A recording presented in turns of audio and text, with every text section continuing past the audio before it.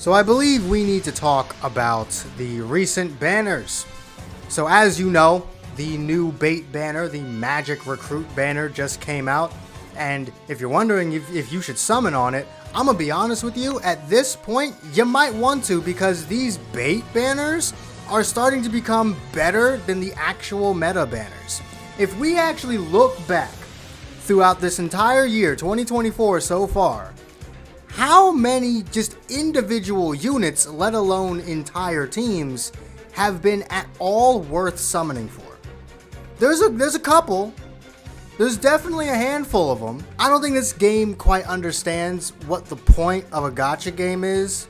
Because you see, you have to do more than just force people to summon. You have to actually make them want to summon. Making each team obsolete the month after their release and for the next 6 to 7 months after their release. Forcing you to summon for the newest thing so you can actually beat the new content. That doesn't exactly get people to summon. They actually have to want to summon. People are more than happy just not playing your game until something they want to summon for comes out. Especially since the beatdown battles are the most unnecessary part of the game, like legitimately. You get virtually nothing for doing them. You get a free-to-play character. 7 times out of 10 will only ever be used on one team. And the other 3 out of 10 times you can make an exception for. The amount of bizarre exchange items you get from the very first stage of the beatdown battle isn't actually all that much less than Inferno 3.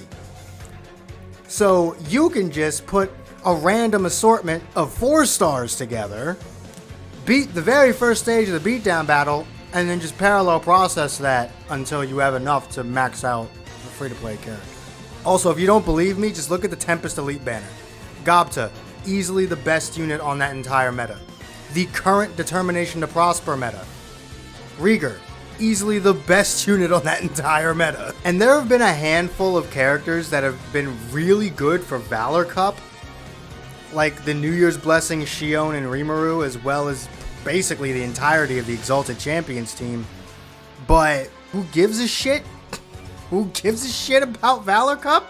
I have only summoned, like actually summoned, twice this entire year so far. The Overlord banner, because it's a collab, so I would have been fucked if I missed my opportunity to summon for Ainzul Gon. And the Primal Demon meta, because the Primordials are my favorite characters in the Tensor franchise. Meaning both times I summoned this year, over the course of 7 months, by the way, the 2 times I've summoned, were for personal satisfaction and had nothing to do with the actual quality of the characters or the team as a whole. That by itself should tell you everything you need to know. So honestly, yeah, with these banners that are coming out that have a bunch of characters from last year, maybe you should summon on them. Because those characters from last year are just far and away better than the ones we're getting this year. At the very least, they're more useful in more places.